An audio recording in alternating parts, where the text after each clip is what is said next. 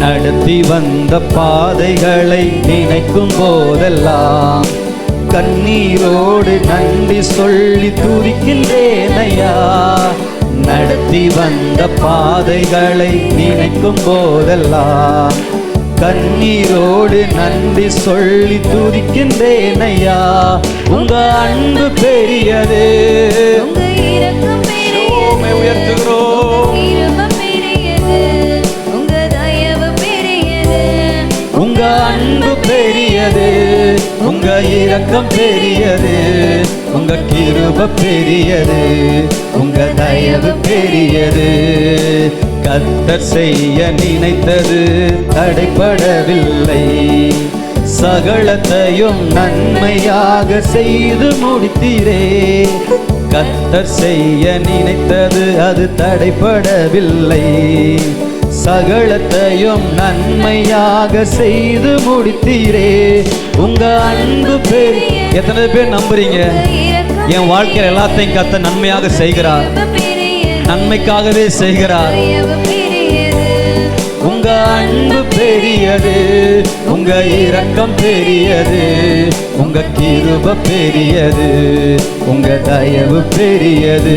கரங்களை உயர்த்தி உங்க அன்பு பெரியது, உங்க இரக்கம் பெரியது, உங்க கிருபை பெரியது, உங்க தயவு பெரியது. உங்க அன்பு பெரியது, உங்க இரக்கம் பெரியது, உங்க கிருபை பெரியது, உங்க தயவு பெரியது. நடத்தி வந்த பாதைகளை நினைக்கும் போதெல்லாம் கண்ணீரோடு நன்றி சொல்லி துதிக்கின்றேன் ஐயா. நடத்தி வந்த பாதை நினைச்சு பார்க்கிறேன்ப்பா, அற்புதமாய் நடத்துனீங்க. ஒரு தாயின் கருவில சுமக்கிறது போல சுமந்தீங்க. சொல்லுங்க, நடத்தி வந்த பாதைகளை மனதார நன்றி சொல்லுவோம். நன்றி அப்பா. கரங்களை உயர்த்தி அந்த வார்த்தையை மட்டும் மறுபடி ஒரு முறை நன்றி நினைச்சு பாருங்களேன். நீங்க கடந்து வந்த பாதைகளை, அந்த பலவீனங்களை, அந்த அவமானங்களை, மரணத்துக்கு எதுவாய் நீங்கள் போன நாட்களை, நடத்தி வந்த பாதை அழகா அழகா அற்புதமா என காப்பாத்துனீங்கப்பா.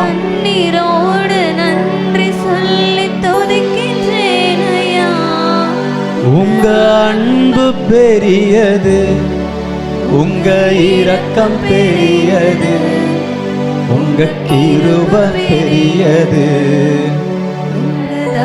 அவர் கிருபையினால தான் வாழ்றேன்னு சொல்றவங்க மட்டும் உங்க கிருபை தான் என்னை காப்பாத்துனுச்சுப்பா. இரக்கம் பெரியது, உங்க கிருபை பெரியது, உங்க தயவு பெரியது. அநாதையாய் அழைந்த என்னை தேடி வந்தீரே, அன்பு காட்டி அரவணைத்து காத்து கொண்டீரே. அநாதையாய் அழைந்த என்னை தேடி வந்தீரே, அன்பு காட்டி அரவணைத்து காத்து கொண்டு. எல்லாரும் ஒரே குரலாக, உங்க அன்பு பெரியது, உங்க இரக்கம் பெரியது, உங்க கிருபை பெரியது, உங்க தயவு பெரியது. முழங்கால் படியிட்டு, உங்க அன்பு பெரியது, உங்க இரக்கம் பெரியது, உங்க கிருபை பெரியது, உங்க தயவு. இன்னும் ஒரு முறை இதயத்துல கைய வச்சு, உங்க அன்பு பெரியது, உங்க இரக்கம் பெரியது, தகப்பனே உங்க கிருபை பெரியது. நன்றி ஐயா. உங்க தயவு பெரியது, உங்க அன்பு பெரியது, உங்க இரக்கம் பெரியது, உங்க கிருபை பெரியது. நீ நீங்க மட்டும் இல்லைன்னா உங்க தயவு எல்லாம் முடிஞ்சிருக்கும். உங்க அன்பு பெரியது, நீதானே போய் விழுந்த உங்க இரக்கம் அனுபவின்னு சொல்லாம என் மேல இறக்க வச்சு என்னை காப்பாத்துனீங்க. பெரியது, அந்த கடன்ல என்னை காப்பாத்துனீங்க, தயவு பெரியது, மருத்துவமனையில காப்பாத்துனீங்க, உங்க அன்பு உறவுகள் ஊர் மத்தியில் உள்ள பழிச்சொல்ல என்னை காப்பாத்துனீங்க. இரக்கம் பெரியது, என்னமா முடியுமோ என்று நான் பயந்த காரியத்தில் எனக்கு ஆதரவா என் சார்பில் எனக்காக செயலாற்றின நல்ல தெய்வமே. அன்பு பெரியது, உங்க இரக்கம் பெரியது, உங்க கிருபை பெரியது, உங்க தயவு பெரியது, உங்க அன்பு பெரியது, உங்க அன்பு பெரியது, உங்க இரக்கம் பெரியது, உங்க கிருபை பெரியது, உங்க தயவு பெரியது. வாழ்வு தந்தவர் நீர்தானையா, என்னை வாழ வைப்பதும் நீர்தானையா. வாழ்வு தந்தது நீர்தானையா, என்னை வாழ வைப்பதும் நீர்தானையா. பிரிவதில்லை, உம்மை மறப்பதில்லை, இயேசுவே உம்மை அன்றி எனக்கு வாழ்வே இல்லை. உம்மை மறப்பதில்லை, உம்மை பிரிவதில்லை, இயேசுவே உம்மை அன்றி எனக்கு வாழ்வே இல்லை. எதை இழந்தாலும் உம்மை இழப்பதில்லை, யார் பிரிந்தாலும் உம்மை விடுவதில்லை. சொல்லுங்க, எதை இழந்தாலும் உம்மை இழப்பதில்லை, யார் பிரிந்தாலும் உம்மை விடுவதில்லை. உங்க சமூகம் இல்லாத வாழ்வு வேண்டாம்பா, நீங்க இல்லாம நான் இல்லப்பா.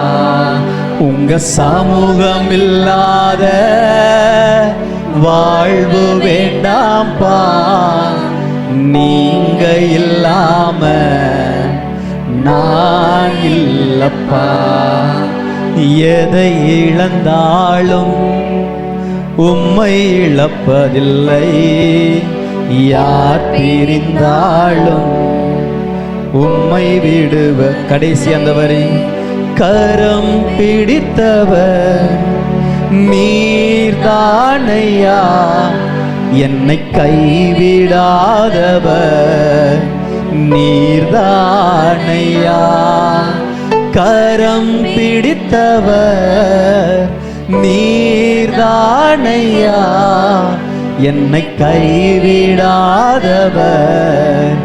நீர்தானையா. பிரிவதில்லை, உம்மை மறப்பதில்லை, இயேசுவே உம்மை அன்றி எனக்கு வாழ்வே இல்லை. பிரிவதில்லை, உம்மை மறப்பதில்லை, இயேசுவே உம்மை அன்றி எனக்கு வாழ்வே இல்லை. எதை இழந்தாலும் உம்மை இழப்பதில்லை, யார் பிரிந்தாலும் யார் பிரிந்தாலும் உம்மை விடுவதில்லை. எதை இழந்தாலும் இழந்தாலும் உம்மை இழப்பதில்லை, தகப்பனே, யார் பிரிந்தாலும் உம்மை விடுவதில்லை. உங்க சமூகம் இல்லாத வாழ்வு வேண்டாம்பா, நீங்க இல்லாம நான் இல்லப்பா. உங்க சமூகம் இல்லாத வாழ்வு வேண்டாம்பா, நீங்க இல்லாம நான் இல்லப்பா. உங்க அன்பு அன்பு பெரியது, உங்க இரக்கம் பெரியது, உங்க கிருபை பெரியது, உங்க தயவு பெரியது. அல்ல அள்ள குறையாத அன்பு, ருசிக்க ருசிக்க தேவிட்டாத அன்பு, சொல்ல சொல்ல முடியாத அன்பு, என் இயேசுவின் இணையில்லாத அன்பு, அல்ல அள்ள குறையாத அன்பு, ருசிக்க ருசிக்க தேவிட்டாத அன்பு, சொல்ல சொல்ல முடியாத அன்பு, என் இயேசுவின் இணையில்லாத அன்பு. ஒரு அன்புக்காக கரங்களை தட்டி நல்லா உற்சாகத்தோட முழு பலத்தோட எவ்வளோ முடியுமோ அவ்வளோ கையை தட்டி, எவ்வளோ முடியுமோ அவ்வளோ சத்தத்தை உயர்த்தி, உங்க அன்புக்காக நன்றி, உம் இரக்கங்களுக்காக நன்றி, உம் தயவுக்காக நன்றி, உம் கிருபைக்காக நன்றி. நான் பிழைத்திருக்கிறது உம்முடைய கிருபை.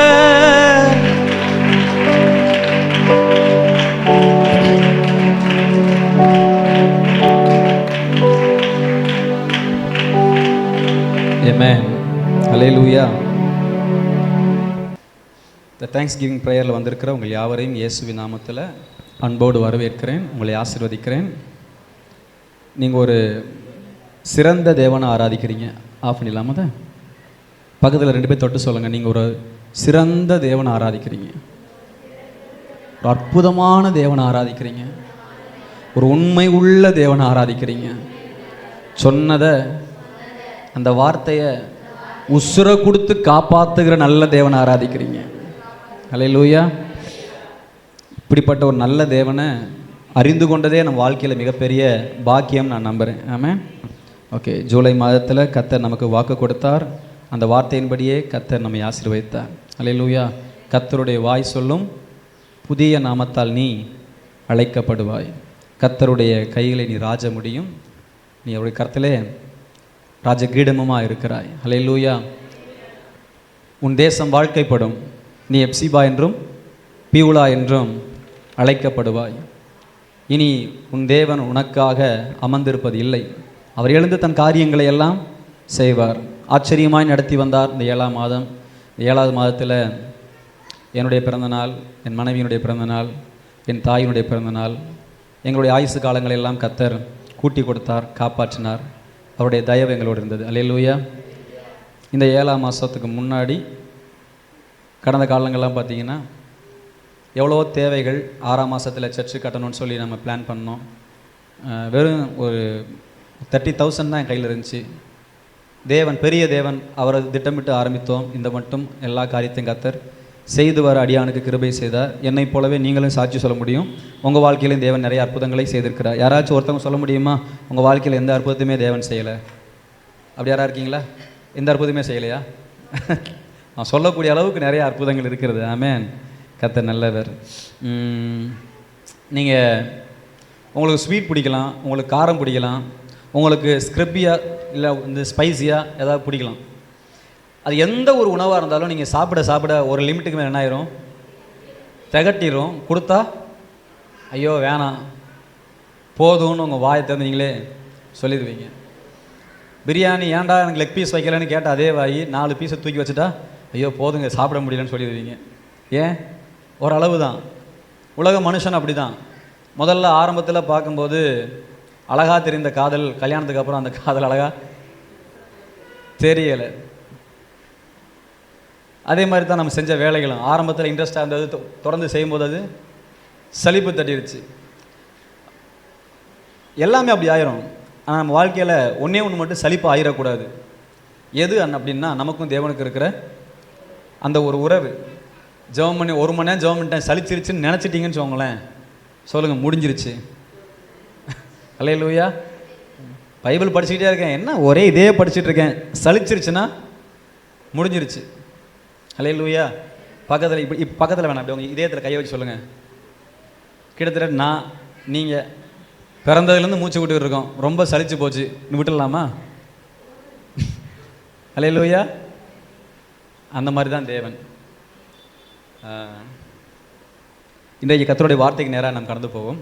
கண்களை மூடி ஒரு வசனத்தை வாசித்து விட்டு நம்ம கர்த்தருடைய வார்த்தைக்காக நான் ஜெபிப்போம். வெளிப்படுத்தின விசேஷ புத்தகம் 3ஆம் அதிகாரம் 20வது வசனத்தை நான் இன்றைக்கு வாசிக்கிறேன். வெளிப்படுத்தின விசேஷ புத்தகம் 3வது அதிகாரம் 20, 21 சேர்ந்து வாசிச்சா கரெக்டாக இருக்கும் நினைக்கிறேன். எல்லாம் எடுத்துக்கிட்டீங்களா? எடுத்துகிட்டு ஒரு ஆமேன்னு சொல்லுங்கள். சரி, சேர்ந்து வாசிக்கலாம். இதோ வாசற்படியிலே நின்று தட்டுகிறேன். ஒருவன் என் சத்தத்தை கேட்டு கதவை திறந்தால் அவனிடத்தில் நான் பிரவேசித்து அவனோடே போஜனம் பண்ணுவேன், அவனும் என்னோடே போஜனம் பண்ணுவான். நான் ஜெயங்கொண்டு என் பிதாவுடைய சிங்காசனத்திலே அவரோடே கூட உட்கார்ந்தது போல ஜெயங்கொள்ளுகிறவன் எவனோ அவனும் என்னுடைய சிங்காசனத்தில் என்னோடே கூட உட்காரும்படிக்கு அருள் செய்வேன். அல்லேலூயா. இந்த மாதம் தேவன் தம்முடைய அதிகாரத்தை நமக்கு காண்பிக்க விரும்புகிறார். ஆமீன் சொல்லுங்க. சிங்காசனம் என்பது ஒரு ராஜாவினுடைய அதிகாரத்தை காட்டுகிறது. ஆமீன். நேற்று வரைக்கும் ஒரு மனுஷன் ரோட்டில் போகிறான், ரொம்ப சின்ன பையனாக இருக்கிறான், அதை பற்றி பிரச்சனை இல்லை. திடீர்னு அவன் தான் நாட்டுக்கு ராஜாவாயிட்டா அவனுக்கு கொடுக்க வேண்டிய மரியாதையும் கனத்தை நாம் கொடுத்தாக வேண்டும். ஏனென்றால் இப்பொழுது அவன் யாராக இருக்கிறான்? ராஜாவாக இருக்கிறான். ஆமீன். ஆனால் 20ஆம் வசனத்தில் சொல்லுகிறது, நீ ராஜாவினுடைய சிங்காசனத்தை அடைய வேண்டும், தேவனோடு கூட நீங்கள் அமர்ந்திருந்து அரசாள வேண்டும். ஒரு ஆமீன் சொல்லுங்களேன். ஆதாம் ஏவாளை படைத்ததுக்குரிய பெரிய நோக்கம் என்னவென்றால், தேவன் தம்முடைய ராஜ்யத்தினுடைய ஆளுகிற அதிகாரியாக மனுஷனை படைத்தார். ஒரு ஆமீன் சொல்லுங்களேன். மனுஷனுடைய நாய்க்கு டிஃபால்ட்டாகவே ஒரு குணம் இருக்குது, மோப்ப சக்தி. அப்படி தானே? நாய்க்கு யாராவது மருந்து போட்டு தான் மோப்ப சக்தி கொடுத்தாங்களா? இல்லை. நாய்க்கு அதனுடைய படைப்பிலேயே இயல்பிலேயே அதுக்கு ஒரு தன்மை இருக்கிறது, அது மோப்ப சக்தியில் ரொம்ப அதிகமாக இருக்குது. அல்லேலூயா. அதுபோல் மனுஷனை படைக்கும்போது மனுஷனுக்குள்ளேயே இருக்கிற மிக உன்னதமான ஒரு ஆசீர்வாதம் என்னவென்றால், அவனை கர்த்தர் ஆளுகை செய்கிறவனாக படைத்தார். அவனை அடிமையாக படைக்கவில்லை, அவனை ஒரு தாழ்ந்தவனாய் படைக்கவில்லை, அவனை ஒரு கையாளாதவனாய் படைக்கவில்லை. கர்த்தர் அவனை பூமியில் உள்ள எல்லாவற்றையும் ஆண்டுகொள் என்று கட்டளையிட்டார். அல்லேலூயா. உங்களுக்குள்ளே இருக்கிற அபிஷேகத்திலேயே உன்னதமான அபிஷேகம் என்னவென்றால் ஆளுமை திறன். நீங்கள் பைபிளை எப்படி வேணால் படித்து பாருங்கள், தேவனுடைய பிள்ளைகள் அவங்க ஒரு அபிஷேகம் பெற்றிருந்தாங்கன்னா அவங்களுக்குள்ள ஒரு ஆளுமை திறன் இருக்கும். ஒரு ஆமீன் சொல்லுங்களேன். அல்லேலூயா. வெறும் கோலும் குச்சியுமா இருக்கிற ஆபிரகாம் கர்த்தருடைய மகிமை உள்ளே வந்துட்டா அவன் ஒரு ஆளுமை திறன் சக்தி வாய்ந்தவனாக மாறிடுவான். ஒரு சாதாரண ஆடு மேய்க்கிற தாவீதா இருந்தால் தேவனுடைய ஒரு பிரசன்னம் வந்ததுக்கப்புறம் அவன் இந்த தேசத்தை ஆளுகை செய்யக்கூடிய ஒரு ராஜாவாய் மாறுகிறான். அல்லேலூயா. ஒரு சாதாரண ஆடு மேய்க்கிற மோசே தேவனுடைய பிரசன்னம் வந்தபோது முழு அந்த 400 வருடமாய் அடிமைப்பட்டிருந்த 20 லட்சம் மக்களையும் நடத்தக்கூடிய ஒரு ஆளுமை செய்கிறவனாய் மாறிவிட்டான். அல்லேலூயா. சாதாரண எஸ்தர் ஆளுமை செய்கிறவளாய் மாறிவிட்டார். மீன் பிடிக்கிற பேதுரு ஆளுமை செய்கிறவனாய் மாறிவிட்டான். அல்லேலூயா. அந்த இடத்தில் அவர்கள் இருக்கும் பொழுது அவர்கள்தான் அந்த சூழ்நிலையவே ஆளுகை செய்கிறவர்களாக இருந்தார்கள். எலியா இருக்கிற வரைக்கும் எலியா தான் அந்த நாட்டையே ஆளுகை செய்யக்கூடிய அளவுக்கு அவனிடத்தில் வல்லமையை கர்த்தர் கொடுத்திருந்தார். அல்லேலூயா. எதில் புரியுது உங்களுக்கு? நமக்குள் இருக்கிற வல்லமையிலேயே உன்னதமான வல்லமை என்றால் ஆளுகை செய்யக்கூடிய வல்லமை. நீங்கள் எங்கேயுமே யாரிடத்துலையும் அடிமையாக இருக்க கர்த்தர் விரும்பவில்லை. நீங்கள் அப்படி அடிமையாக படைக்கவும் இல்லை. ஆதாம் ஏவாள் பாவத்து நிமித்தம் நாம் அடிமைகளாய் ஆனோம். எப்பொழுது தேவன் அடிமை சாயலாய் வந்தாரோ அப்பொழுதே நாம் ஆளுகை செய்யக்கூடியவர்களாய் அவரோடு கூட எழுப்பப்பட்டிருக்கிறோம். அல்லேலூயா. 12 சீஷர்களும் இயேசுவிடத்தில் கேட்டார்கள், ஆண்டவரே, நாங்கள் இவை எல்லாவற்றையும் விட்டு உம்மை நாங்கள் பின்பற்றுகிறோம், இவைகளால் எங்களுக்கு கிடைக்கிற லாபம் என்ன? அந்த மறுமையின் காலத்தில் நான் அந்த சிங்காசனத்தில் உட்கார்ந்து நியாய தீர்ப்பு செய்யும் பொழுது நீங்களும் என்னோடு கூட அந்த 12 சிங்காசனத்தில் அமர்ந்திருப்பீர்கள். அல்லேலூயா. இந்த பூமியிலையும் சரி பூமியின் மறுமையின் காலத்திலும் சரி தேவன் நம்மை ஆளுகை செய்ய வல்லமை உடையவராய், நம்மை ஆளுகை செய்ய விரும்புகிறவராக இருக்கிறார். அல்லேலூயா. உங்களில் யாராச்சும் ஒரு சின்ன பிள்ளை இருக்குது, அந்த பிள்ளை தத்தி தத்தி படிக்குது, மெல்ல மெல்ல வளருது, கொஞ்சம் பெரியவனாகுது. தாய் தகப்பனுக்கு என்ன ஆசை இருக்கும்? என் பிள்ளை நல்ல ஒரு பெரிய ஆளாக இருக்கணும், 4 பேருக்கு முன்னாடி கை கட்டி கூனி குறுகி தலை குனிஞ்சு நிற்கிறது தாய் தகப்பனாக நீங்கள் விரும்புவீங்களா? இல்லை 4 பேருக்கு முன்னாடி தலை நிமிர்ந்து வாழ்கிறத நீங்கள் விரும்புவீங்களா? அல்லேலூயா. எங்கே இருந்தாலும் என் பிள்ளை ஃபஸ்ட்டாக வரணும். ஓட்டப்பந்தயத்தில் அவன் 2வது வந்துட்டா கூட ஒரு தாயால் ஏற்றுக்க முடியாது, அது ஏற்றுக்கவே முடியாது. அது 1ஆம் கிளாஸில் இருக்கிற ஓட்டப்பந்தயமாக கூட இருக்கட்டும், சே பரிசு நீ வாங்கலையே. அல்லேலூயா. அதுதான் தாயினுடைய இருதயம், அதுதான் தகப்பனுடைய இருதயம். அதே போல் நமக்கு ஒரு நல்ல அன்புள்ள தகப்பன் இருக்கிறார். நீங்கள் எங்கேயாவது வெக்கப்பட்டு அவமானப்பட்டு கீழே கிடந்தீங்கன்னா கூட அதை பார்த்துக்கிட்டு பொறுத்து போகிற கடவுள் கிடையாது. அதை பார்த்து உங்களை உயர்த்தி வைக்க விரும்புகிற நல்ல தேவன். எத்தனை பேர் இதை நம்புறீங்க? நீங்கள் எந்த வெளிச்சத்தில் தேவனை பார்க்குறீர்களோ அந்த வெளிச்சத்தில் கர்த்தர் உங்களையும் பார்க்கிறார். திரும்பவும் சொல்கிறேன், நீங்கள் எந்த வெளிப்பாடு உங்களுக்கு இருக்கிறதோ அந்த வெளிப்பாட்டுக்குள் தான் தேவனுடைய வல்லமை உங்களுக்கு வருகிறது. ராமேன் சொல்லுவோம். சரி, இன்றைக்கு நான் இந்த மாதத்துக்குரிய வாக்குத்தத்த செய்திக்கான கருப்பொருளின் வசனமாக எடுத்துக்கொண்டது 20வது வசனம். இதோ வாசல் படியிலே நின்று தட்டுகிறேன், ஒருவன் என் சத்தத்தை கேட்டு கதவை திறந்தால் அவனிடத்தில் நான் பிரவேசித்து அவனோடு கூட போஜனம் பண்ணுவேன், அவனும் என்னோடு கூட போஜனம் பண்ணுவான். ஹல்லேலூயா. வாசலை திறந்தால் தேவன் உங்களுக்குள் வந்து உங்களோடு ஆளுகை செய்வார். சொல்லுங்க, நான் வாசலை திறந்தால் அந்த வாசலுக்குள் அவர் பிரவேசிக்க காத்து கொண்டிருக்கிறார். அல்லேலூயா. நீங்கள் சில காரியத்தில் தனியாக இருக்கிறீங்க, தனியாக போராடுறீங்க, உங்கள் சுய முயற்சியில் கஷ்டப்படுறீங்க, அதை தேவன் பார்க்குறார். எதுவுமே புரிஞ்சு உங்களுக்கு?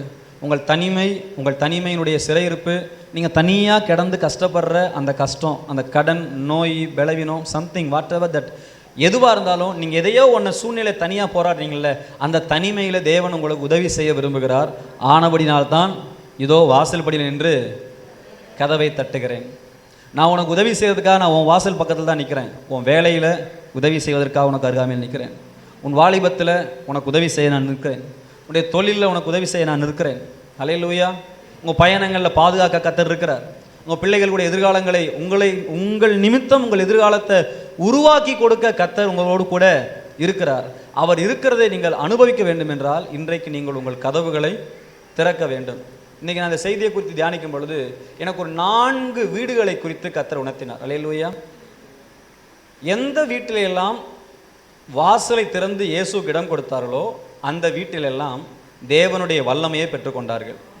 இன்றைக்கி எத்தனை பேர் உங்கள் வீட்டில் தேவனுக்கு இடம் கொடுக்க போகிறீங்க? உங்கள் சரீரமாகிய வீடு, உங்கள் குடும்பமாகிய வீடு, இது ரெண்டுலேயுமே இயேசுக்கு இடம் கொடுங்க. நீங்கள் உங்களால் சில சூழ்நிலைகளை தாங்கவே முடியாது. யவீருவின் வீட்டுக்குள்ளே ஒரு மரணம் இருந்தது, அது அவனால் தாங்கவே. நூற்றுக்கு அதிபதியின் வீட்டுக்குள்ளே ஒரு பலவீனம் இருந்தது, அவனால் அதை தாங்கிக் கொள்ளவே முடியலை. ஹல்லேலூயா. நூற்றுக்கு அதிபதியாக இருக்கட்டும், யவீருவாக இருக்கட்டும், அவர்கள் வீட்டிலே அந்த 12 வயது பிள்ளை மரித்து போன போது போச்சு அப்படின்னு சொல்லி விடாதபடி அவன் இயேசுவை வருந்தி அழைத்து அவன் தன் வீட்டுக்குள் இயேசுவை கொண்டு வந்ததனுடைய விளைவு மரித்த பிள்ளை உயிரோடு எழும்பியது. அல்லேலூயா. அவன் இயேசுவை வருந்தி அழைத்தான், கண்ணீரோடு அழைத்தான். அவன் காதிலே அவனுடைய வேலைக்காரர்கள் சொல்கிறார்கள், நீர் ஆண்டவரை வருத்தப்படுத்தாதே, உன் பிள்ளை மரித்து போனாள், முடிஞ்சு போச்சு, இதுக்கப்புறம் உன் பிள்ளை உயிரோடு வருவதற்கான எந்த சாத்தியக்கூறுமே இல்லை. ஆனாலும் மரணத்தை ஜெயமாய் விழுங்கின இயேசுவை அவன் விசுவாசித்தான். அல்லேலூயா. மார்க்கு புத்தகத்திலே நீங்கள் வாசிக்க முடியும், 5ஆம் அதிகாரத்தினுடைய 22ஆம் வசனம் முதல் 43ஆம் வசனம் வரையிலும் இந்த சம்பவங்கள் அங்கே எழுதப்பட்டிருக்கிறது. அல்லேலூயா. எதுன்னு சொல்றது புரியுது உங்களுக்கு? 5ஆம் அதிகாரம் 40ஆம் வசனம் வாசிங்க. அதற்காக அவரை பார்த்து நகைத்தார்கள். எல்லாரையும் அவர் வெளியே போக பண்ணி பிள்ளையின் தகப்பனையும் தாயையும் தம்மோடி வந்தவர்களையும் அழைத்து கொண்டு பிள்ளை இருந்த இடத்தில் பிரவேசித்து. போதும், அங்க ஒரு வார்த்தை இருக்கு பாருங்க. அதற்காக அவர்கள் எல்லோரும் அவரை பார்த்து நகைத்தார்கள். செத்து போச்சு, முடிஞ்சு போச்சு, இப்ப இங்க வந்து அவர் என்ன அப்படி பண்ணிட போறாரு? செத்து போனது தானே, இதுக்கப்புறம் மாற்றம் வருமா? ஐயா, நான் சொல்றது புரியுதா உங்களுக்கு? உங்களை தான் பிரசங்கம் பண்றேன். மாற்றமே இதுக்கப்புறம் வராதுன்னு நீங்க முடிவெடுத்த எந்த பகுதியிலையும் இயேசு வந்தால் ஒரு மாற்றம் கண்டிப்பா வரும். இந்த மனுஷெல்லாம் மாறவே மாட்டான், இந்த கடன் மாறவே மாறாது, இந்த பிரச்சனை மாறவே மாறாது. தம்பி கேக்குதா? அப்படி எங்க இருந்தாலும் நீங்கள் இயேசுவை வருந்தி அழைத்து அந்த இடத்துல கொண்டு வந்தீங்கன்னா அந்த இடத்தில் இயேசு வந்தார்னா மாற்றம் தானாய் வரும். அல்லேலூயா. மறுபடியும் அந்த 40ஆம் வசனத்தை எல்லாரும் வாசிக்கும் போது பாருங்க. அதற்காக அவரை பார்த்து நகைத்தார்கள். எல்லாரையும் அவர் வெளியே போக பண்ணி பிள்ளையின் தகப்பனையும் தாயையும் தம்மோடி வந்தவர்களையும் அழைத்து கொண்டு பிள்ளை இருந்த இடத்தில் பிரவேசித்து பிள்ளையின் கையை பிடித்து தலித்தாகுமே என்றார். அதற்கு சிறு பெண்ணே எழுந்திரு என்று உனக்கு சொல்லுகிறேன் என்று அர்த்தமாம். உடனே சிறு பெண் எழுந்து நடந்தால் அவள் 12 வயதுள்ளவளா இருந்தால் அவர்கள் மிகுந்த ஆச்சரியப்பட்டு பிரமித்தார்கள். அதை ஒருவருக்கும் அறிவியாதபடி அவர்களுக்கு உறுதியாய் கட்டளையிட்டு அவளுக்கு ஆகாரம் கொடுக்கும்படி சொன்னார். அல்லேலூயா. புதைக்க வேண்டிய பொண்ணுக்கு சோறு, அதை சொல்லுவாங்கல்ல நம்ம ஒரு பாஷையில், வாய்க்கரிசி போட வேண்டிய அவளுக்கு சோறை போடும்படி சூழ்நிலையை மாற்றின நல்ல தேவன் அவர். அல்லேலூயா. புரிந்தவங்க ஆமீன் சொல்லுங்க. ஏன் அவர்கள் அந்த சூழ்நிலையில் இயேசுவை பார்த்து நகைத்தார்கள் என்றால், அவங்க எல்லாரும் பிள்ளை இறந்து போச்சுன்னு சொல்லி புலம்பி அழுதுகிட்டு இருக்கும்போது இயேசு அங்கே வந்து சொல்லுவார், நீங்கள் அழாதீங்க, அந்த பிள்ளை நித்திரையா இருக்கிறாள். புரிந்தவங்க ஆமீன் சொல்லுங்க. நீங்கள் செய்தி கேட்குற மாதிரி இன்ட்ரெஸ்டில் இல்லை. அதாவது நான் ஒன்று பார்த்தேன், ஒரு நல்ல செய்தியை எப்போ பேச முடியும்னா ஜனங்க எவ்வளோ இன்ட்ரெஸ்ட்டாக கேட்குறாங்க அதை பொறுத்து தான் நம்மளால் நல்ல வெளிப்பாடாக பேச முடியும். நான் ஒரு சபைக்கு போயிருந்தேன் ஒரு 2 நாளைக்கு முன்னாடி. ஐயோ, அந்த ஜனங்க அவ்வளோ ஆர்வமாக வசனத்தை கேட்டாங்க. என்னால் பிரசங்கத்தை நிறுத்தவே முடியல. நிறைய வெளிப்பாடுகள் வந்துச்சு. இன்னொன்று பார்த்துருக்குறேன், நைட்டில் ஒரு 7 மணி 8 மணிக்கு நான் ஃபோன் பேசுவேன். பாஸ்டர் அலோஷியஸ்டாக இருக்கட்டும், பாஸ்டர் டயஸ்டின்ட்டு இருக்கட்டும், பாஸ்டர் மார்ட்டின்ட்டு இருக்கட்டும், நிறைய ஊழியக்காரங்கள்ட்ட பேசுவேன். 1-on-1 நானும் அவர் மட்டும் தான் பேசிகிட்டு இருப்போம். கிட்டத்தட்ட 3 மணி நேரங்கள்லாம் அவ்வளோ ஆழமான சத்தியங்களை பேசிகிட்டு இருப்போம். ரொம்ப டீப்பாக இருக்கும். நானே யோசிப்பேன், சே இந்த வசனங்களெல்லாம் நம்ம பேசும்போது யாராவது பக்கத்தில் உட்காந்து எழுதுனா நல்லா இருக்குமே, இவ்வளோ வெளிச்சம் கிடைக்குதே அப்படின்ட்டு. இவ்வளோ மக்கள் இருக்கும், ஆனால் நம்மளால் அந்த ஃப்ளோவில் பேச முடியல. அது ஏன் அர்த்தம்னா, நீங்கள் எந்த அளவுக்கு அந்த வசனத்தை கேட்குறீங்களோ அந்த அளவுக்கு தான் வெளிப்பாடுகளும் நமக்கு கிடைக்கும். நான் ஒன்று சொல்கிறேன், உங்கள் சூழ்நிலையில் நீங்கள் பார்க்குற மாதிரி இயேசு உங்கள் சூழ்நிலையை பார்க்க மாட்டார். உங்கள் சூழ்நிலையில் உங்களுக்கு இருக்கிற அறிவு வேறு, அந்த சூழ்நிலையை இயேசு பார்க்குற விதம் வேறு. இது அப்படியே சொல்லுங்கள், என் குடும்ப சூழ்நிலையை, என் கடனை, என் பிரச்சனையை, என் வீட்டுக்காரனை, எனக்கு வீட்டில் ஐயோ அப்படின்னு சொல்கிற எந்த இடத்தையுமே நீங்கள் தான் பயந்து பார்ப்பீங்களே தவிர இயேசு அந்த இடத்துல அவருடைய பார்வை வித்தியாசமாக தான் எப்போவுமே இருக்கும். அல்லேலூயா. சில விஷயத்தை இயேசு நமக்கு சொன்னால் நமக்கே சிரிப்பாக இருக்கும். அடுத்த வருஷம் உனக்கு புள்ள பிறந்துடும் அப்படின்னு சொன்னோன்னே சாராளுக்கு என்ன வந்துச்சு? சிரிப்பு தான் வந்துச்சு. சந்தோஷமாக வந்துச்சு. அந்த சிரிப்பு சந்தோஷ சிரிப்பு இல்லை. இந்த கிளவி பிள்ளை பெப்பாளா, இந்த கிளவி பால் கொடுப்பாளா, இவருக்கு எவ்வளோ கொழுப்பு பத்தியா. சில காரியங்களை தேவன் செய்யும் போது நமக்கு எப்படி தான் இருக்கும்? நம்புற மாதிரியே இருக்காது. உன் அண்ணன் செத்து போயிட்டானா, கல்லறை கூட்டு போ, கல்லறை திருங்க. ஆண்டவரே நாருமே. அவர் செய்ய போகிற விஷயத்தை நம்மளால் யூகிக்கவே முடியாது. அதனால தான் அந்த பிள்ளை செத்து கிடக்குது. இயேசு சொல்லுகிறார், அவள் நித்திரையா இருக்கிறாள். அல்லேலூயா. தூங்கிட்டு இருந்த பெண்ணை அப்படி கையை போட்டு அப்படி தட்டி தூக்குனாரு. உடனே பிள்ளை உயிரோட, நம்ம ஒரு பாஷையில் வாய்க்கரிசி போட வேண்டிய பிள்ளைக்கு சோத்தை போட்டு தின்ன வைங்கடாவில். அல்லேலூயா. எவ்வளவு தூரம் சூழ்நிலை மாற்றினார். அப்போ நம்ம வாழ்க்கையில் முடிந்து போன எல்லா பகுதியிலையும் தேவன் ஒரு வாசலை திறக்க வல்லமை உடையவராக இருக்கிறார். வருந்தி அழைக்கணும், ஆண்டவரே நான் இப்போ வேலைக்கு போகிறேன், என் கூட நீங்கள் கண்டிப்பாக என் கூட வரணும் ஆண்டவரே. அவர் இல்லாத இடத்துக்கு நம்ம, அதாவது எப்படின்னா நம்ம தான் போகிறோம், அவர் நம்ம கூட இருக்கிறாரா நமக்கு அது தெரியாது. ஆனால் அவர் எப்போதும் நம்ம கூட இருக்கிறாருன்ற விசுவாசம் நமக்கு ரொம்ப ரொம்ப முக்கியம். அல்லேலூயா. தானியேலுடைய விசுவாசம் எப்பொழுதும் தேவன் என்னோடு கூட இருக்கிறார். சிங்க கெபிக்குள்ளே போனோன்னு சிங்கம் இருக்குது நம்ம நம்பலை, தேவன் என்னோடு கூட இருக்கிறாருன்னு அவன் நம்பினான்.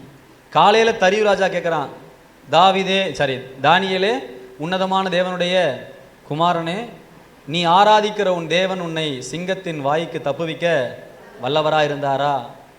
ராஜாவே நீர் வாழ்க. ஆம், நான் உமக்கு நீதிக்கேடு செய்ததில்லை, என் தேவனுக்கு முன்பாக நான் உத்தமமாக இருந்தேன். ஆனபடினால் தேவன் தம்முடைய தூதனை அனுப்பி அவைகளுடைய வாய்களை கட்டி போட்டார். அவ தானியேல் உள்ள பார்த்தது சிங்கத்தையா, தேவ தூதனையா? புரிந்தவங்க ஆமீன் சொல்லுங்க. நம்ம சூழ்நிலை எப்படி இருந்தாலும் அந்த சூழ்நிலைகளுக்குள்ளே தேவன் இருக்கிறார் என்ற விசுவாசம் நமக்கு மிக மிக முக்கியம். ஒரு ஆமீன் சொல்லுங்க.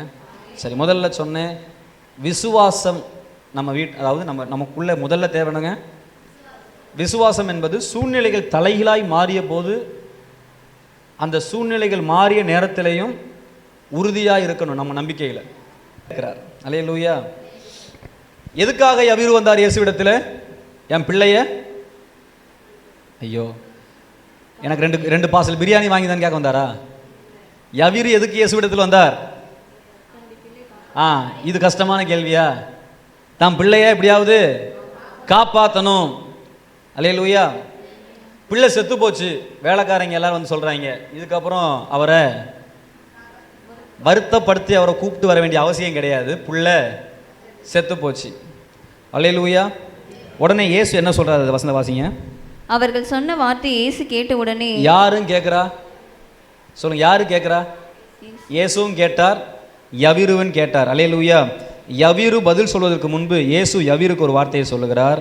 ஜெப ஆலய தலைவனை நோக்கி பயப்படாதே விசுவாசம் உள்ளவனாய் இரு என்று சொல்லி. போதும், பயப்படாதே, புள்ள செத்து போச்சு ஐயா அப்படின்னு கேட்டோன்னே யவீரு வாயிலிருந்து வார்த்தை வருவதற்கு முன்பு தேவனுடைய வாயிலிருந்து ஒரு வார்த்தை வருகிறது. நீ விசுவாசம் உள்ளவனாய், பயப்படாத, விசுவாசம் உள்ளவனாய் இரு. நீங்கள் நினைக்கிறீங்களா உங்களுக்கு எதிராக நீங்கள் கேட்குற எல்லா பயம்புறுத்துகிற செய்திகளையும் நீங்கள் மட்டும் கேட்கவில்லை, உங்கள் தேவனும் அதை பார்த்து கொண்டு தான் இருக்கிறார். அதை கேட்டு உங்களை பற்றி ஊர் பேசுகிறத, உங்களை பற்றி 4 பேர் புரணி பேசுகிறத, உங்களுக்கு எதிராக பேசுகிறத நீங்கள் மட்டும் கேட்கல, தேவனும் அதை கேட்கிறார். அல்லேலூயா. நீ எதுக்காக என்கிட்ட வந்த? என் புள்ள உசுர காப்பாத்துங்க. ஐயோ புள்ள செத்து போச்சே, இதுக்கப்புறம் நீங்கள் வந்தா என்ன, வராட்டி என்ன அப்படின்லாம் இல்லை. இப்போவும் என்னால் உனக்கு நன்மை செய்ய முடியும், பயப்படாத, விசுவாசம் உள்ளவனாய் இரு. அப்போ அவிவிசுவாசமாய் நம்ம வாழ்க்கையில் பயப்பட வேண்டிய நேரத்திலையும் தேவன் பேரில் நாம் வைக்கிற நம்பிக்கைக்கு பேர் தான் என்னது? விசுவாசம். சூழ்நிலைகள் எல்லாம் தலையில் இருக்கும்போது கூட இப்பையும் என் தேவன் என்னோடு கூட இருக்கிறார். அந்த நம்பிக்கை தான் யவீருவின் மகளை உயிரோடு எழுப்பியது. நீங்கள் திறக்க வேண்டிய முதல் வாசல் என்னவென்றால் விசுவாச வாசல். அல்லேலூயா. எதிர்மறையான எல்லா சூழ்நிலையிலும் அந்த கதவை நீங்கள் திறந்து அவரை உள்ளே அழைக்க வேண்டும். இன்னொரு வார்த்தையை நான் முடிச்சு கொள்கிறேன். லூக்கா புத்தகம் 7ஆம் அதிகாரத்தினுடைய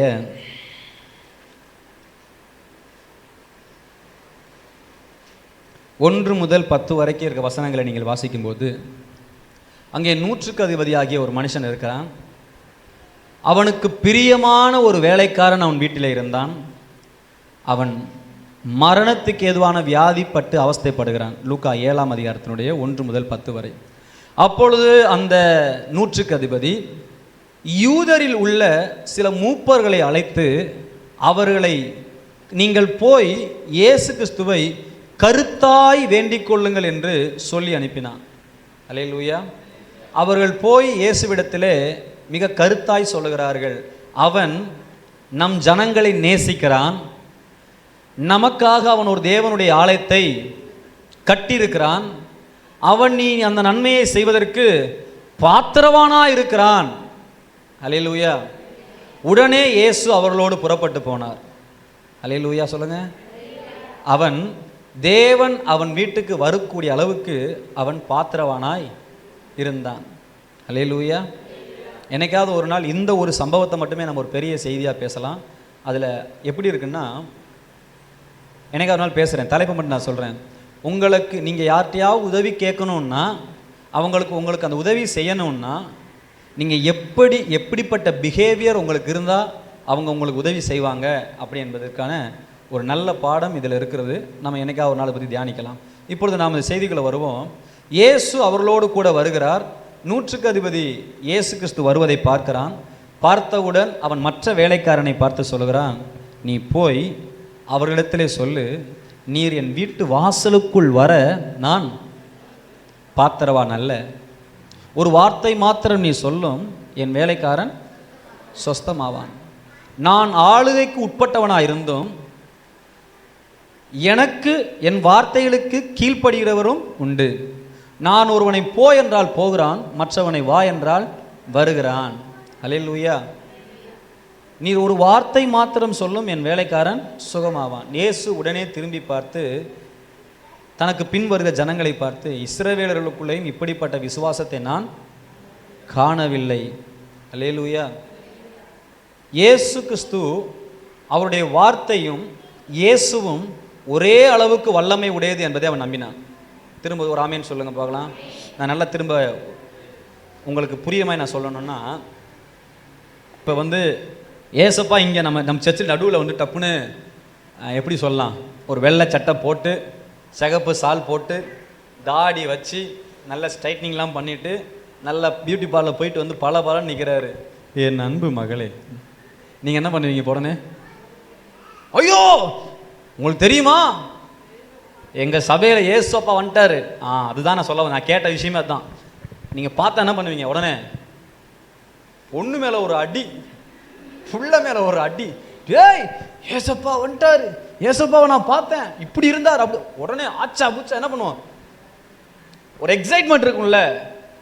இந்த அளவுக்கு எக்ஸைட்மெண்ட் 100க்கு அதிபதிக்கு எதில் இருந்துச்சு? இயேசு அவ்வளோ, நல்லா புரிஞ்சுக்கோங்க, ரியலாக ப்ராக்டிக்கலாக திங்க் பண்ணி பாருங்க. இயேசு பின்னாடி ஒரு பெரிய கூட்டம் போகுது, ஐயோ என் வீட்டுக்கு வரமாட்டாரான்னு சொல்லி. இப்போ இயேசு இப்போ டேரெக்டாக யார் வீட்டுக்கு வர்றாரு? 100க்கு அதிபதி வீட்டுக்கு வர்றாரு. இப்போ அங்கே இயேசு கிறிஸ்து நம்ம வீட்டுக்கு வராருன்னு என்ன ஆயிரும்? இயேசுவை பார்த்துட்டா ஐயோயோ நம்ம வீட்டுக்கு வராரா, அது இதுன்னு உருண்டு புரண்டு குதிச்சிருப்போம்ல, ஒரு எக்ஸைட்மெண்ட் ஆகும்ல.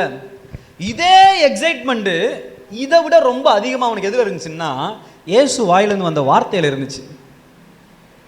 உங்களுக்கு போய் சொன்ன பாருங்க. அல்லேலூயா.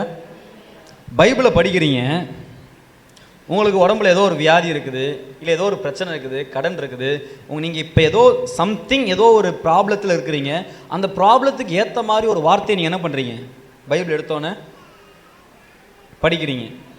எப்படி படிக்கக்கூடாது? காலையில் எந்திரிச்சோன்னு ஆண்டவரே ஒரு வார்த்தை எனக்கு தாரும். ஒரு கதை இருக்குது, அவன் சொல்லிட்டான் கரெக்டாக. ஒருத்தர் வந்து எனக்கு ஒரு பொண்ணை என்ன பண்ணுறேன், கல்யாணம் பண்ண போகிறேன், எனக்கு பொண்ணு பார்க்க போகிறாங்க, ஆண்டவரே எனக்கு ஒரு நல்ல வார்த்தையை தாரும். யூதாஸ் காரியோத்து நாண்டு கொண்டு செத்தான் அப்படின்னு வந்திருக்குது. சீ ஆண்டவரே தப்பாக போச்சு. மறுபடியும் என்ன பண்ணுறேன், கண்ணை முட்டு, செய்வதை சீக்கிரம் செய். அல்லேலூயா. இந்த மாதிரி வாய்ப்பு வாசிக்கூடாது. நீங்கள் ஒரு தொடர்ந்து வாசிக்கிறீங்க, உங்கள் சூழ்நிலைகளுக்கு ஏற்ற மாதிரி ஒரு வார்த்தை வருது. இந்த வார்த்தையை நீங்கள் எப்படி நம்புவீங்க? சொல்லுங்களேன். ஒரு வார்த்தை வருது, வாட் எவர், நீங்கள் எந்த ஒரு காரியம், இப்போ நீங்கள் வந்து ஒரு வேலைக்காக, ஒரு கல்யாணத்துக்காக, ஏதோ ஒரு வியாதிக்காக நிற்கிறீங்க. சரி, ஒரு வியாதிக்காக நீங்கள் படுத்து கிடக்குறீங்க, ஓகேங்களா? இப்போ யாரோ ஒரு முன்ன பின்ன தெரியாத ஒருத்தவங்க சுவிசேஷம் சொல்கிறதுக்காக வர்றாங்க, ஹாஸ்பிட்டலில் வருவாங்க இல்லையா? அந்த மாதிரி ட்ராக்ஸ் எடுத்து என்ன பண்ணுறாங்க, கையில் கொடுக்குறாங்க. அதில் மேலே ஒரு வசனம் போட்டிருக்குது, என் தழும்புகளால் சுகமாவாய். இந்த வசனத்தை பார்த்துட்டீங்க, இப்போ உங்களுக்கு என்னவா தோணும்?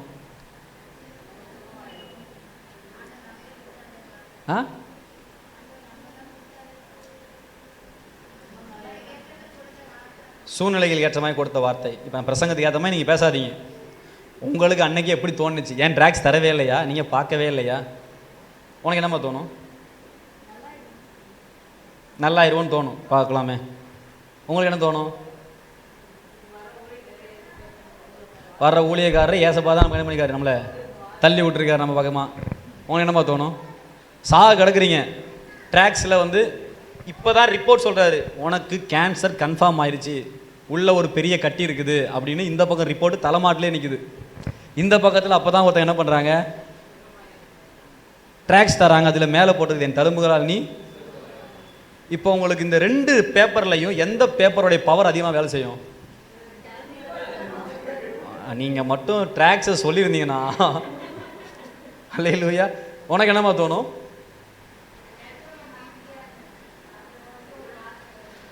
இப்போதான் ஒரு ரிப்போர்ட் பேப்பர் நிற்குது, நமக்கு என்ன தோணுது? வேற ஒன்றும் இல்லை, அந்த ரிப்போர்ட் வருது, அந்த டைமில் நிற்குது, அதெல்லாம் தாண்டி ஒரு வசனம் கிடைச்சோன்னே உண்மையிலேயே இந்த வசனம் இப்போ எனக்கு கர்த்தர் கொடுத்த வசனம் நீங்கள் நம்ப முடியுதுன்னா அதுக்கு பேர் தான் என்னது? விசுவாசம் மட்டும் இல்லை. எங்க ஒரு வார்த்தை, அந்த வார்த்தைக்குள்ள என்ன பவர் இருக்குதுன்னா ஒரு ஒரு பயங்கரமான வல்லம் இருக்குது. அது எல்லாருக்குள்ளேயுமே கிரியை செய்யாது. நான் இப்போ நீ வரப்போகிற 3 வாரமும் பேச போகிற சப்ஜெக்ட் என்ன தெரியுமா? நீங்கள் அறிகிற அறிவு தான் உங்களுடைய சுகத்தின் திறவுகோள். அதை தான் நான் இப்போ அதனால தான் இந்த மேட்டர் நான் பேசிக்கிட்டு இருக்கிறேன். ஹல்லேலூயா. கதவை திறந்தா உள்ளே வருவார், உள்ளே வந்தால் உன்னை ஜெயிக்க வைப்பார். ஹல்லேலூயா. இவ்வளோ தான் செய்தியினுடைய தலைப்பு. அப்படி உள்ளே வரணும்னா நம்ம என்ன பண்ணணும்? திறக்கணும். கதவு என்னது? எல்லா சூழ்நிலையும் தலைகளாக இருந்தாலும் விசுவாசத்தில் நான் நம்புகிறேன், எல்லாம் மாறும்.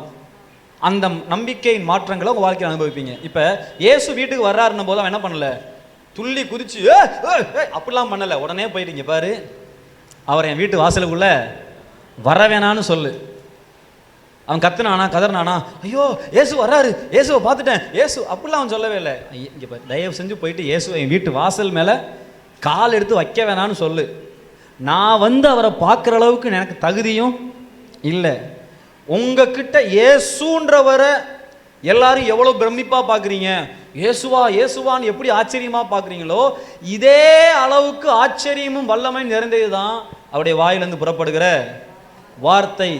இயேசுவை ஆச்சரியமாக பார்த்த கூட்டத்தின் மத்தியில் இயேசுவின் வார்த்தையை ரொம்ப ஆச்சரியமாய் பார்த்தவன் தான் யாரு? அந்த 100க்கு அதிபதி. அதனால தான் இயேசு திரும்பி பார்த்து சொன்னார், டேய் உங்க எல்லாரை விட இவன் என்ன பண்ணுறான், என்னைய ரொம்ப அதிகமாக விசுவாசிக்கிறான், கனம் பண்ணியிருக்கிறான். அவனுக்கு அப்படிப்பட்ட ஒரு வெளிச்சம் இருந்துச்சு. திரும்ப சொல்கிறேன், செய்தியை முடிக்கலாம். இயேசுவும் அவர் வாயிலிருந்து அந்த வார்த்தையும் எடை போட்டு பார்த்தீங்கன்னா எப்படி இருக்கும்னு நினைக்கிறீங்க? உனக்கு இன்னைக்கு ஒரு டெஸ்ட் இங்கே பாரு, உங்கள் 2 பேருக்கும் நல்லா சொல்ல போகிறத காதை கொடுத்து கேளுங்க. ஒரு தராசில் 100 கிலோ இரும்பு, என்னது இரும்பு, அயன், ஓகே, ஸ்டீல். இந்த பக்கம் பஞ்சு 100 கிலோ. 2 பக்கத்தில் எது வெயிட் அதிகமாக இருக்கும்? இரும்பு தான் வெயிட் அதிகமாக இருக்கும். எது தான் வெயிட் அதிகமாக இருக்கும்? இரும்பு தான் வெயிட் அதிகமாக இருக்கும்.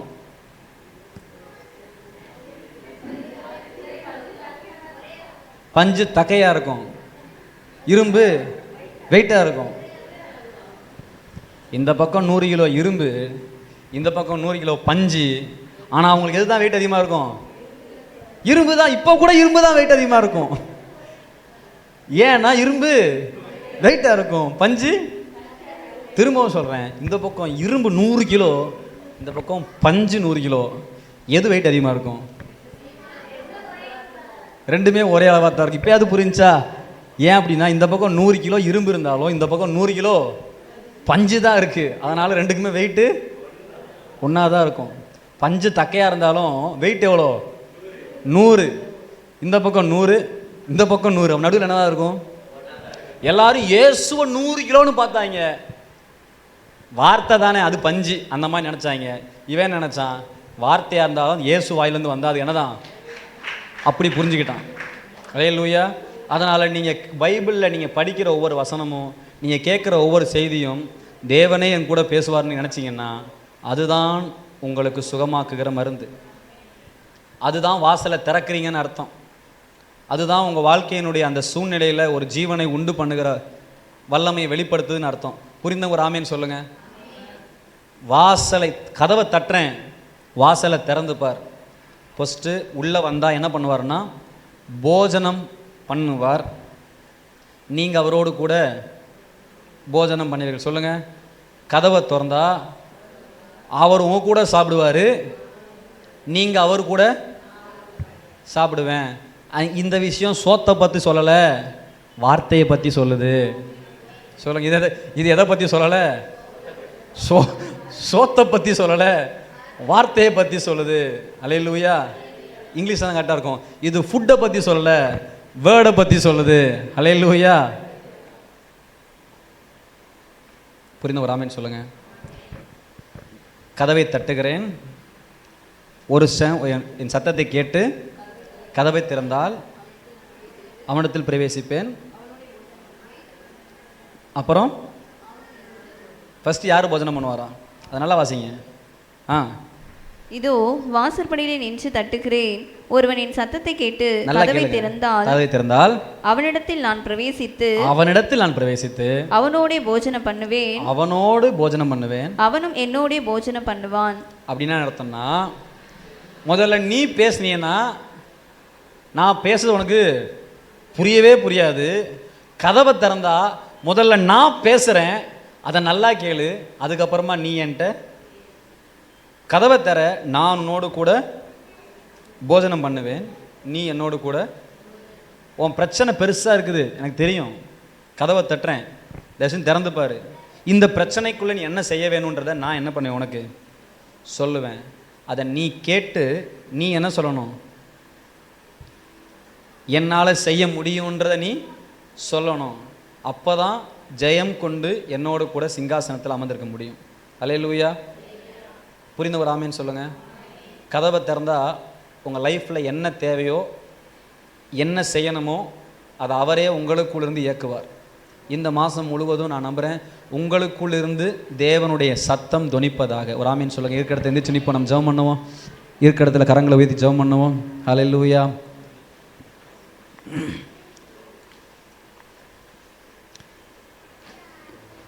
இது ரொம்ப ஆழமான சத்தியமானு கேட்டிங்கன்னா என்னையை பொறுத்தது ரொம்ப ஆழமான சத்தியம். அல்லேலூயா. முடிந்து போச்சு அப்படின்ற எந்த சூழ்நிலையிலையும் தேவனை கம்பல் பண்ணி இழுத்துட்டு வரணும். அல்லேலூயா. உங்கள் காதில் என்னதான் அவிசுவாசமாக 100 வார்த்தைகள் கேட்டாலும் உங்கள் காதில் கேட்க வேண்டிய ஒரே ஒரு வார்த்தை, பயப்படாதே, விசுவாசம் உள்ளவனாயிரு. ஐயா புள்ள செத்துருச்சு, ஐயா ஊர் வந்துருச்சு, ஐயா பாடையில் வைக்க போகிறோம், 1008 வார்த்தை அவங்க பேசட்டும், அது எதுவுமே நம்ம காதில் விழக்கூடாது. 1000 வார்த்தைகள் நம்மளை நம்பிக்கையை விழுத்துற மாதிரி அசைச்சிருக்கும், அதெல்லாம் நம்ம மனசுக்குள்ளே போகக்கூடாது. நம்ம மனசுக்குள்ளே இருக்க வேண்டிய ஒரே ஒரு வார்த்தை என்ன தெரியுமா? பயப்படாதே, விசுவாசம் உள்ளவனாயிரு. யவீரு திறந்த கதவு அவிசுவாசத்தின் கதவு அல்ல, விசுவாசத்தின் கதவு. நம்ம யாராலையுமே நம்ப முடியாத ஒரு இடத்துல யவீரு நம்பினான். ஆனபடினால் யவீருவும் யவீருவின் வீட்டு வாசலும் யவீருவின் மகளும் இந்த ஜீவனுள்ள புத்தகத்தில் இடம் பெற்றிருக்கிறார்கள். யவீரு மாத்திரம் அந்த வார்த்தையை விசுவாசிக்காமல், உங்களை தேடி வந்தேனே, எனக்கு சுகம் தரத்துக்கு பதிலாக இந்த 12 வருட பெண்ணுக்கு சுகம் கொடுத்தீங்களே, என் பிள்ளையை கைவிட்டீங்களே, இதுக்கப்புறம் நீங்களாம் ஒரு சாமியான்னு சொல்லி விட்டு போயிருந்தா அவன் அங்கேவே போயிருப்பான், அவன் வீடு மரண வீடாக மாறி இருக்கும், புள்ள மண்ணுக்குள்ளே போயிருப்பா. அந்த நேரத்தில் கூட அவன் பொறுமையாக நிதானமாக காத்திருந்த ஆண்டவரே இப்பொழுது நான் நம்புகிறேன்னு சொன்னான் பாருங்க, அதுதான் தேவனுடைய வல்லமை வெளிப்பட்ட நேரம். அல்லேலூயா. இயேசுவின் இன்னைக்கு உலகத்தில் சிலையை பார்த்து பயப்படுற ஒரு கூட்டம், சிலைக்கு ஆராதனை பண்ணுகிற கூட்டம், ஒரு பாஸ்டர் கை வச்சா சரியாயிரும், பாஸ்டர் ஜெபம் பண்ணா சரியாயிரும், பாஸ்டர்மா அவங்க இவங்கன்னு 100 கால் பண்ணுற கூட்டங்களுக்கு இருக்கிற நம்பிக்கை கையில் இருக்கிற பைபிள் வசனத்துக்கு எடுத்து வாசித்து இந்த வார்த்தையை நான் நம்புகிறேன், இந்த வார்த்தை என் வாழ்க்கையை மாற்றுன்ற அளவுக்கு விசுவாசம் ஜனங்களுக்குள்ளே வரலையே. இதுதான் அந்த இயேசுவை பின்பற்றுகிற கூட்டங்களுக்குள்ளே இருந்த ஒரு மிகப்பெரிய ஒரு வேதனையான காரியம். என்னை தேடுகிறீர்கள், எனக்கு பின் ஒரு பெரிய கூட்டமாய் வருகிறீர்கள், ஆனால் அவன் என்னை தேடவும் இல்லை, என்னை பின்பற்றவும் இல்லை. என் வார்த்தையை அவன் நம்பினான், அந்த வார்த்தை அவன் வாழ்க்கையில் ஒரு பெரிய மாற்றத்தை கொடுத்தது. ஹல்லேலூயா, ஹல்லேலூயா. இன்றைக்கி நான் நம்புகிறேன் இயேசுவும் இயேசுவின் வார்த்தையும் வேறு இல்லவே இல்லை, இரண்டும் ஒன்று தான். யோவான் 1ஆம் அதிகாரம் 1ஆம் வசனம் சொல்லுது, ஆதியிலே வார்த்தை இருந்தது, அந்த வார்த்தை தேவனிடத்தில் இருந்தது, அந்த வார்த்தையே தேவனாக இருந்தது. Word was God. அந்த வார்த்தை தான் தேவனாக இருந்தது. ஹல்லேலூயா. இயேசு வேறு இல்லை, அவருடைய வார்த்தை வேறு அல்ல, இரண்டும் ஒன்று தான். உங்களோட இயேசு பேசணுமா? பைபிளை வாசிங்க. இரவெல்லாம் பேசணுமா? இரவெல்லாம் வாசிங்க. நான் வேலைக்கு போக போகிறேன், இயேசுவே என் கூட ஒரு வார்த்தை பேசுங்கன்னா பைபிள் எடுத்து வாசிச்சுட்டு போங்க, உன் கூட பேசுவார். ஆண்டவரே திருமண காரியத்துக்காக காத்திருக்கிறேன், எனக்கு புரிய மாட்டேங்குது, ஆண்டவரோடு பேசுங்க.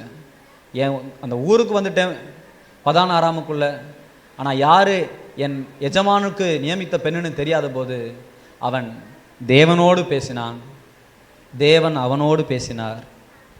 எலியாசர் ரெபேக்காலை கண்டுபிடித்தார். உங்கள் வாழ்க்கையில் ஒன்றே ஒன்று, தேவன் உங்களோடு பேசணும். உங்கள் வேலையில் என்ன செய்யணும்னு சொல்லி கர்த்தர் பேசணும். ஜெபம் பண்ணலாம். கண்களை மூடி கரங்களை உயர்த்தி, ஆண்டவரே இந்த நாளில் என் கதவுகளை திறக்கிறேன். இன்றைக்கி நீங்கள் திறந்தே ஆகணுமா? உங்கள் பேர் உங்களை சில பேருக்கு முன்னாடி பயங்கரமான எதிர்மறையான போராட்டங்கள் இருக்குது. அந்த போராட்டத்தின் மத்தியில் நீங்கள் திறக்க வேண்டிய ஒரே ஒரு கதவு, இயேசுவே நீர் என்னோடு வாரும்.